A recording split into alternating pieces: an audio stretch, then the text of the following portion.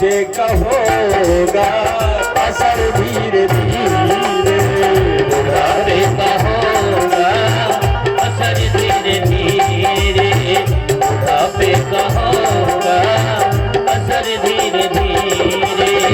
चली जा रही है उम्र धीरे धीरे, चली जा रही है उम्र धीरे धीरे।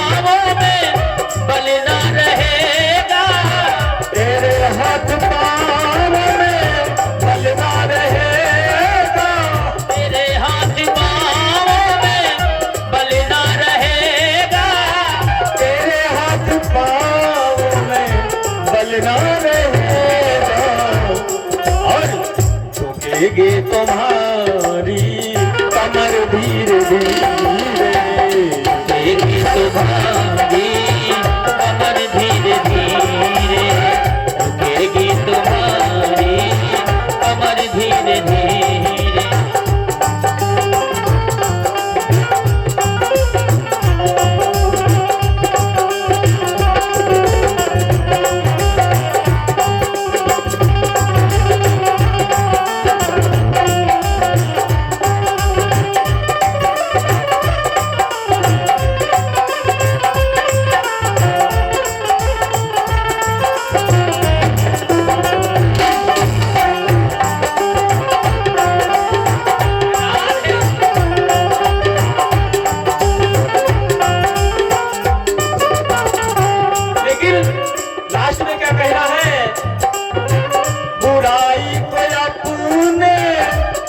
से हटा लो, बुराई को अपने मन से हटा ले, बुराई को अपने मन से हटा लो, बुराई को अपने मन से हटा ले, बुराई को अपने मन से हटा लो, और सुधर जाएगा ये जीवन धीरे धीरे, सुधर जाएगा ये जीवन धीरे धीरे, सुधर जाएगा ये जीवन धीरे धीरे। चली जा रही है उम्र धीरे धीरे, चली जा रही है उम्र धीरे धीरे, पल पल यूं आँखों पर धीरे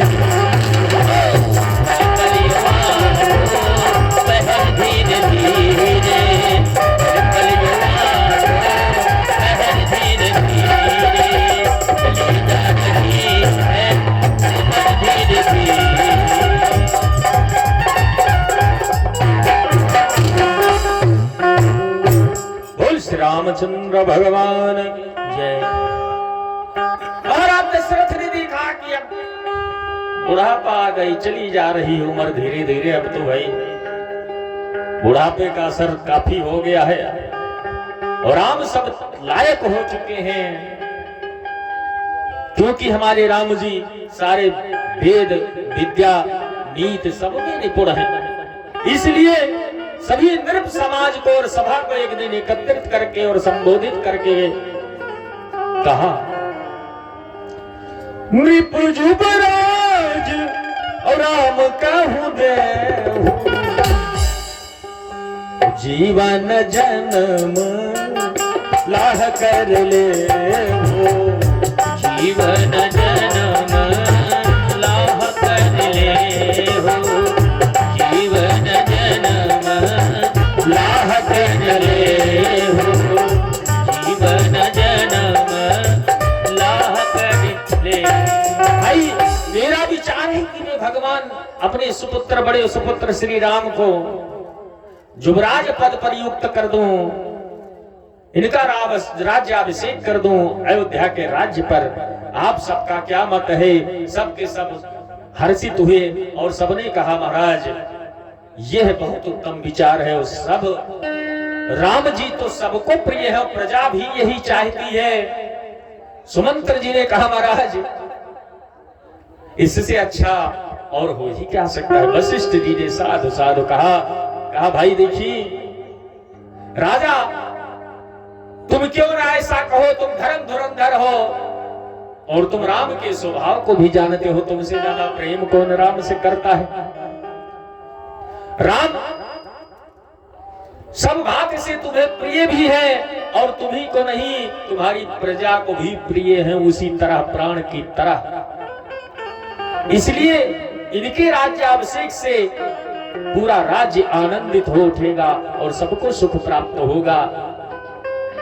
इसकी लग्न अब शोधी जाए और भगवान राम जी को राज्य पर अभिषिक्त कर दिया जाए। और यह विचार करने लगे, जब गुरु का भी इस तरह से आदेश मिल गया, सदों का आदेश मिल गया, समस्त सभावासियों का, वहां पर जो भी अन्य मंत्रिमंडल था सबने अनुमति दे दी कि यही सही होगा, सबने उचित सलाह दिया। तो इस तरह से वशिष्ठ जी ने कहा देरी किस बात की, जाओ आना सकल सुतीर्थ पानी, सारे तीर्थों का जल लाओ, सारी व्यवस्थाएं बनाओ और राम जी का राज्याभिषेक कल ही कर दिया जाए। अब देरी इसमें नहीं करने जैसा है, इसलिए कल ही राम जी का राज्याभिषेक हो जाए। अब सब के सब बड़े ही खुश हुए और नगर वासियों को भी पता चला और ही आनंद दो गुना बढ़ गया। सब के सब कहने लगे कि यह बड़ा उत्तम है और राम राजा हो, इससे अच्छा और कुछ नहीं हो। कल भगवान अगर ये मनोरथ पूर्ण कर दिए तो कितना अच्छा है। सारी नगरी में खूब उत्सव मनाया जाने लगा, राज्याभिषेक की खूब विधिवत तैयारी की जाने लगी।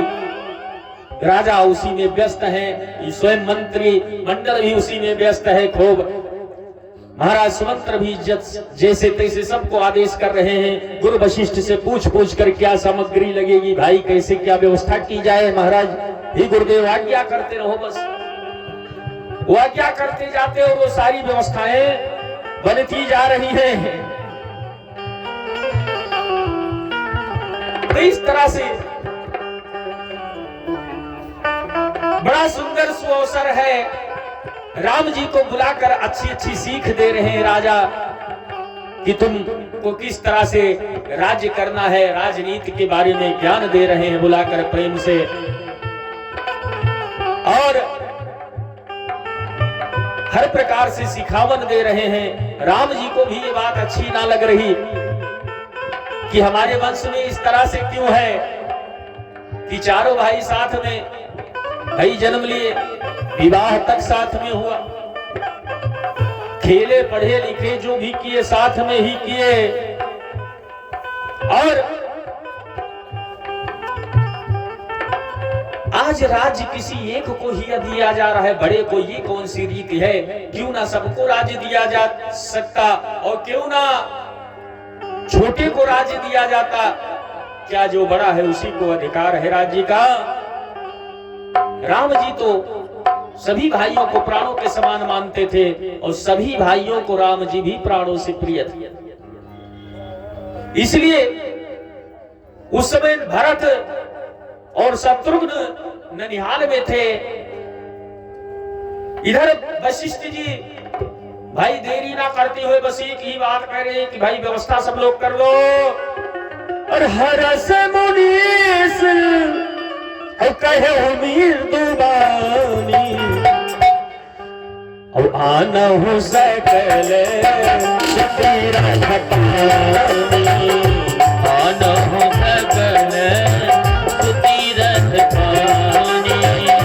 और साथ मूल फूल फल पाना कहे नाम अगणित मंगल गान, कहे नाम अगणित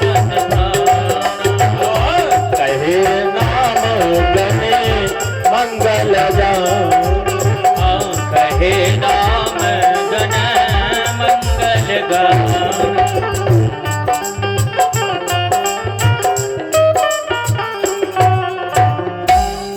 सारी व्यवस्था होने लगी, तैयारी होने लगी, तब देवताओं को दिक्कत हुई।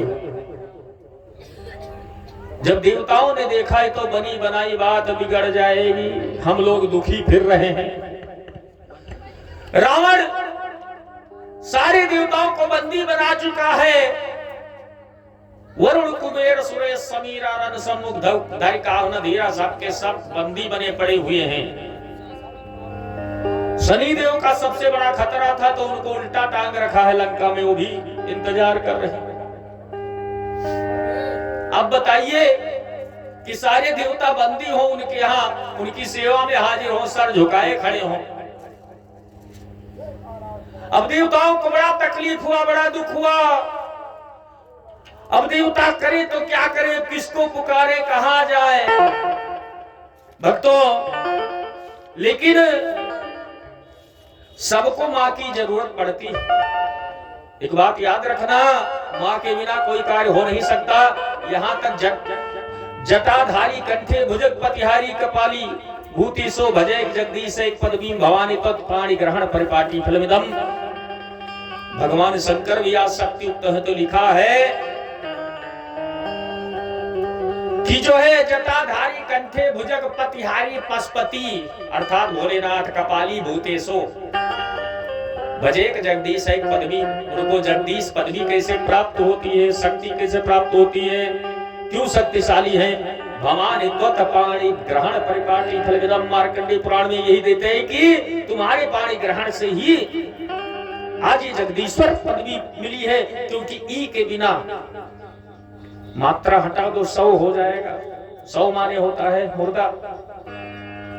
इसलिए बिना शक्ति के कुछ नहीं हो सकता, और शक्ति ही ना हो तो इस संसार में कुछ नहीं होगा। शक्ति ही संसार को संचालित करती है, और भगवान परमात्मा वो शक्ति ही है।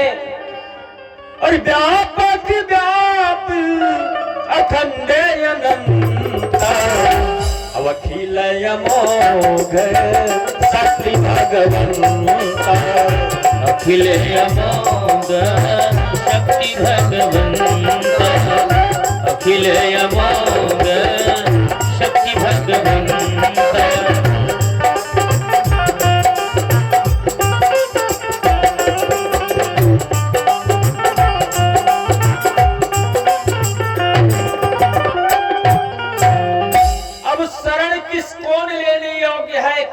शरण जाऊं भाई। हमेशा से ही होता आया है, जब सारे देवता हार जाते थे कोई बाकी नहीं रह जाता था।